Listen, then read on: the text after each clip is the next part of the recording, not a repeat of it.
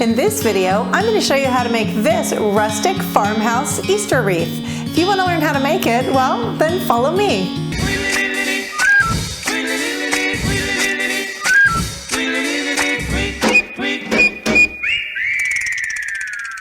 What's up, Glue Dots? I'm Elaine, the Midnight Crafter, and the project I have for you today, this really cool wreath behind me up here on the wall. Now, I will tell you, it's unique, it's different than a lot of the other wreaths you see out there, but it's a bit time consuming. So, given that right now, when I'm filming this, we are during the COVID-19 lockdown, sequestering, whatever you want to call it, it was a great time to do this project because there's not a whole lot else to do, right? So if you have a lot of time and you want to just kind of take your time over a few days even, you can do this, and it's a great project and it is beautiful when it's all done. I also will tell you, because I know people always ask me about what's in the background of my videos and my pictures, so I will actually leave a little link for this project here if you're interested in that one in the iCard. I'm not sure which side it's on, one of these sides right up here, but it's that little round circle. You click on that, it'll have the link for that project as well. So before we get to it, I would love it if you join our Glue Dot family by hitting that subscribe button right down there below. That one I do know where it is. It's right down there. So go there, hit that, and hit the bell next to it, and that will inform you every time I upload new videos so you don't miss them. Don't forget also to give me a thumbs up if you like my videos, and leave me a comment because I do always love hearing from you. The other thing I always tell you guys, please don't forget to check that description box below because there's a lot of important information down there, including what you'll need for this project and any additional notes that I maybe didn't say in the video. Okay, are you guys ready to get this party started? Let's go do it.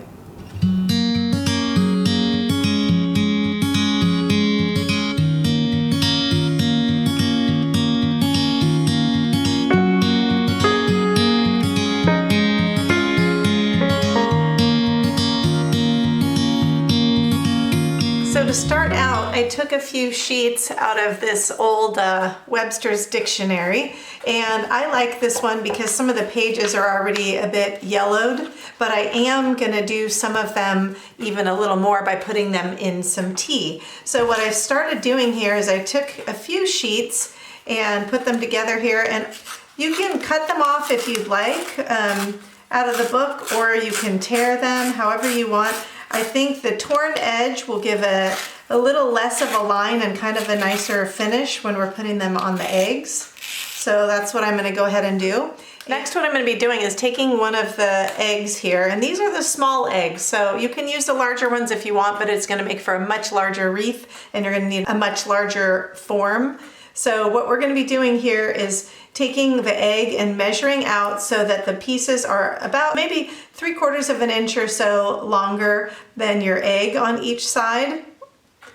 And then go ahead and tear your sheets in that length. Basically what's going to be happening is we're going to be using these sheets to initially wrap our eggs with. So we want several of them that are about that length. So I'm going to take a few of these pages and soak them in the tea that I made just to have some variation in my different eggs and have some a bit darker. So all I'm doing for this is I took a kind of a flatter type bowl and put a couple of black tea bags in, and then I'm dumping in my hot water so that I can make some really strong tea. And I'm just going to use this to stain some of the pages because I want some varying degree of color to my pages, and it'll make it for really cool different color eggs too. So my tea's gotten fairly dark at this point, and I'm gonna go ahead and put a few of my sheets of paper in there and let them soak for a few minutes.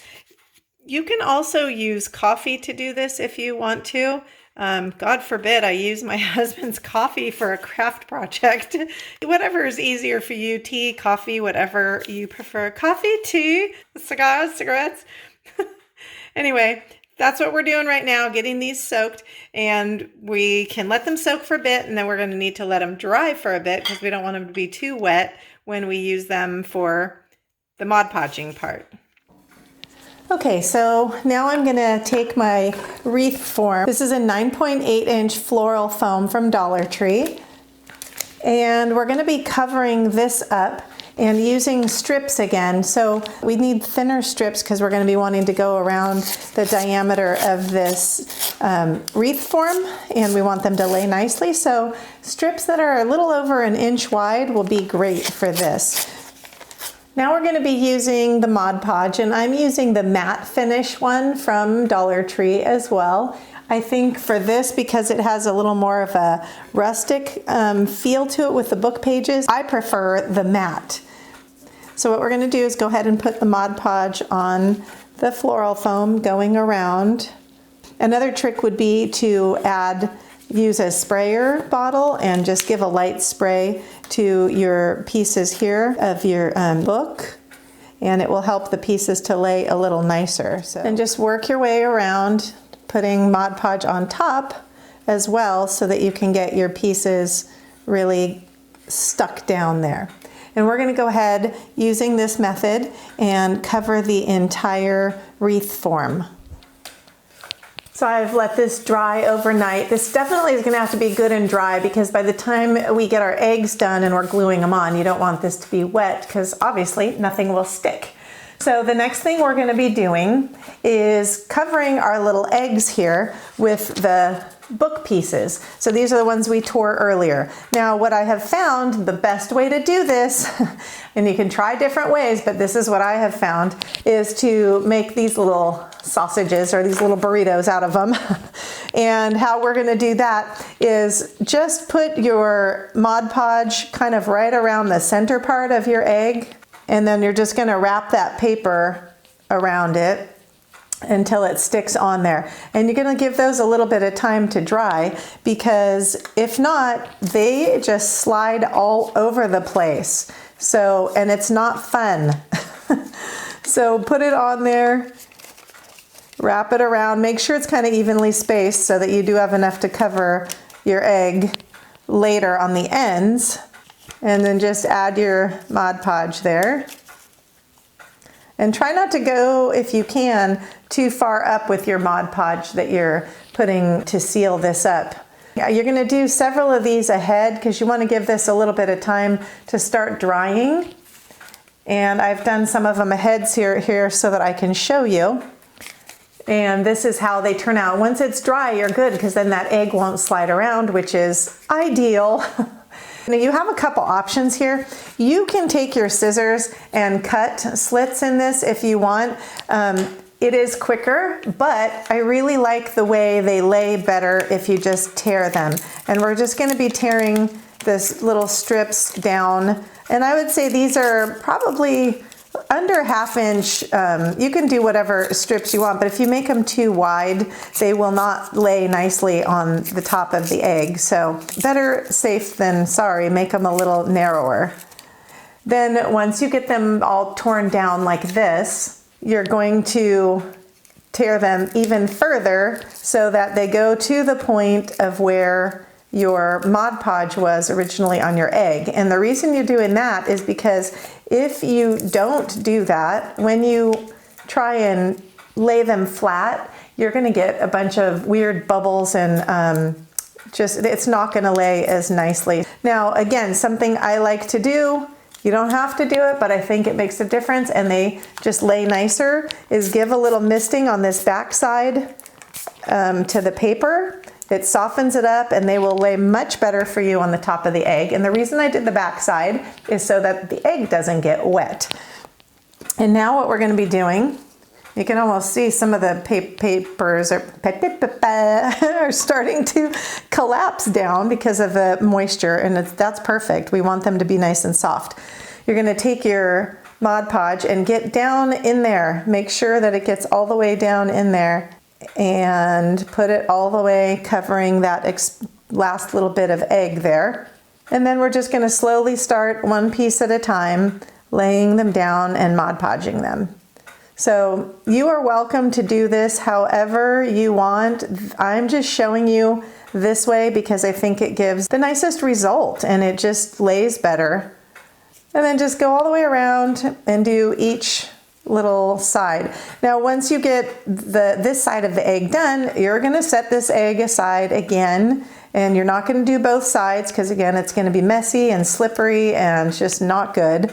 So just do one side at a time. You can kind of do this in a, what do you call it? Not a conveyor belt. What's the word I'm looking for, guys? Help me out here. Anyway, where you do some at a time. So like you can do some like this and then have the next step where you have these glued down and then letting those dry. And then while this is drying, you can make some more of these little things. So you can kind of do it in a, whatever, I don't know, whatever that word is that I'm looking for. Anyway, so any little spots that are not laying as flat as you want them, go ahead and press them down with your finger. And then you're just gonna set this aside to dry.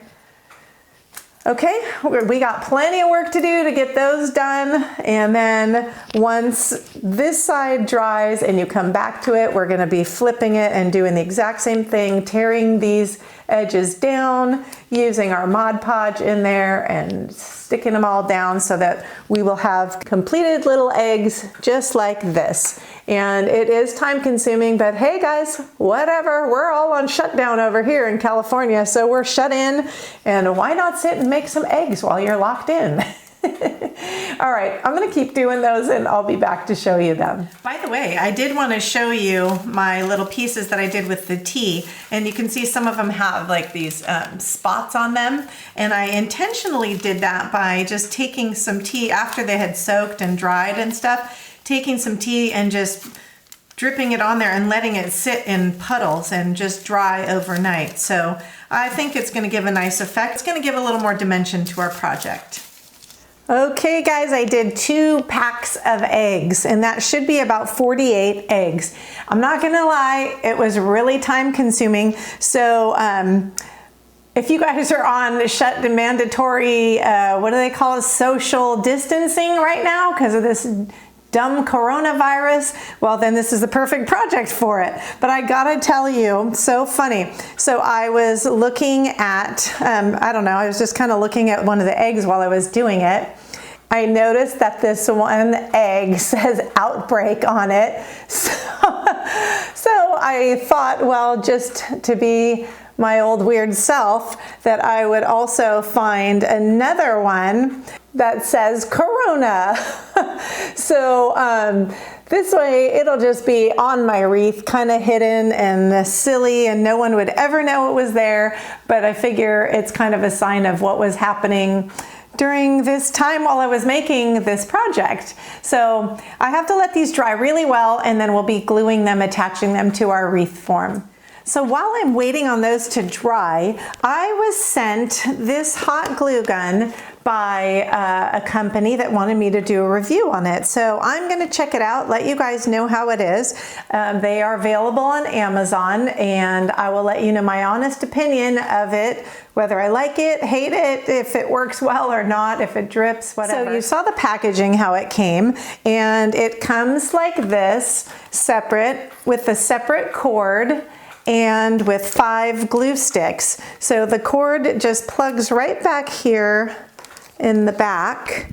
And this glue gun is a Monvict S807, and it has a switch here. So you can do either 80 watts or off, or 120 watts. So it can be a high temperature or a low temperature, which I kind of like the idea of having that. And it is also a self-standing one, so you don't have to worry about having that stand up there. Now that can be good and bad, and I'm gonna see how it works out for me. It doesn't seem like it will be a problem in getting in the way, so I'll let you know. I'm gonna heat it up and we'll give it a try. Okay, so while we're waiting on the glue gun to heat up, waiting for the eggs to dry, we're gonna do a little twine kind of flower, because we're gonna may as well get our little stuff ready to go to embellish our wreath afterwards. So I'm just taking some of this Dollar Tree twine, and I'm just gonna be wrapping around several times around my fingers and then cutting off the excess. So I have wrapped this around a few times. We're gonna go ahead and just tie this around to hold our little loops here together. Tie it in a good snug knot. and then we're gonna repeat this. Now, if you wanna cut off to match up your ends, you can even those up a little bit. We're gonna actually do 3 of those, because that will make the nice full flower. So we have all 3 of those, and what we're gonna be doing is stacking these so that they crisscross, so we get that little flower shape. Now, it says for this hot glue gun that it takes 4 to 5 minutes to heat up. I'm gonna take a look and see if that is ready to go. It does take 1 and a, well, it fits in 2 glue sticks, which is nice. So about 1 1/2 are actually in there right now. And it's got a nice comfortable grip on it. It does smoke a little bit the first time. I'm assuming it's the first time since it's brand new. I mean, it has a nice feel to it, the glue gun, so far. So here's our little flower ready to go. And the next thing we're gonna do is we're gonna put that aside for a minute, and we're gonna work on making the little flower that we want to put our twine flower on. So what I did to do that is I'm taking a piece about, I'm guessing it's about 12 to 14 inches long. I never really measure things. And then what we're gonna do, I have this piece, and this one happens to be wired one. Sometimes you find this at Dollar Tree, sometimes not. I think I got this somewhere else. And then we're just gonna be folding this like an accordion fold all the way across your piece. This is the easiest way to do it. I tried the other one and I just did the accordion fold at the bottom, and it actually was a little bit difficult. I don't know if you guys can see that. I just had it drip, and it looks like it's about to drip again. So I'm gonna just leave that sitting there and kind of keep an eye and see how that goes. Now, I don't know, maybe at the lower temperature, it will not drip, I'm not sure, but right now it's on the high temperature. Okay, so I have this completely folded into my accordion fold. You do want to make sure that if you started with it sticking up, that you end with it sticking up. Mine is not, so one end of it is down and the other end is up. So I'm just going to go ahead and cut that extra end off so that both of my ends are facing down. And the reason we want those to be both facing down is because we are going to be fanning this out, and we want to be able to attach both sides together. So you don't want to have one raw edge sticking up and the other one down. So that's kind of what we're going to have here. I'm going to go ahead and run my glue. Now it stopped dripping. It gave me 2 drips and then it stopped. I'm kind of lightly putting some glue across that, and then I'm going to stick my 2 sides together here. And then I'm gonna just flip this so that I can add a bit of glue on the back side to hold it all together. I think what I'm gonna be doing is flipping down to the low temperature just to see how that works. I don't think I'm gonna need high temperature for this particular project, so I'm gonna try it on the low temperature setting so we can give a fair assessment of that one as well. Okay, as soon as this cools off, we're gonna flip it over. Now, if you'd like to, you can put a couple of layers of that. I had another one that I was kind of playing around with. You can do that if you want sort of a fuller flower, or you can just go ahead and take your little twine flower and put that in the center of your burlap flower. So what I'm going to do now, this can be finished like this if you want it to. Also, the ribbon with the burlap ribbon that has the lace would look really cute for this project too, because it would also tie in the light color of the eggs. So I'm going to go ahead and take my brown Sharpie, and I'm going to go around on this outer edge here to give a little bit of dimension. And I might go over some of these too, just to kind of give it a little more of a rustic feel. Just sort of like this, just to kind of give it almost like a, I don't know, a burnt look or a dirty look or rustic, whatever. It's just very easy just going around and giving it a little bit of dimension. I'm going to do that a little bit on my twine also to kind of break it up some. So I just want to show you, this is the flower that I made by doing the fan fold on both sides of the ribbon and then pinching it tight in the back. This one here, I did that fan fold just on the one side of the ribbon and left the other side just freer. And you can obviously see that I didn't pinch it here in the center. I just added a little glue to keep it from opening up. And what I'm going to do is actually put these two together because I thought it would look really cute. Okie dokie, I think these are finally dry enough to put on here. So what we're gonna do first is create our hanger, and I'm gonna be using the same ribbon that I used for my flower here. And basically all we're gonna do is put a piece, wrap it around so that we can make something to hang this from. So I'm gonna glue both sides onto the back and have it hang just like that. So I'm using this glue gun. I've got it on the low temperature setting. I gotta say, the dripping did slow down. So that's a good thing. And you know, my regular glue gun drips, so I don't necessarily see that as a negative with this one, because I think most glue guns do drip, and I haven't found one yet that doesn't drip at all. So I think it's very comparable to that, maybe even drips a little bit less. And we're gonna start gluing our eggs on. Now the eggs, just go ahead and glue them on in any kind of direction or whatever way you want. You don't necessarily need to have them all perfectly lined up unless that's what you want. And then just start gluing. So I'm gonna continue on gluing these, and I will show you this when it's about ready to get the embellishment on, and then I'll show it to you all done. Hey guys, if you're enjoying my channel, don't forget to give me that thumbs up. I really appreciate it, and it really does help my channel to grow. So let me know what you think of this project. I think it's a really cool one, and I'm really excited to see it all done.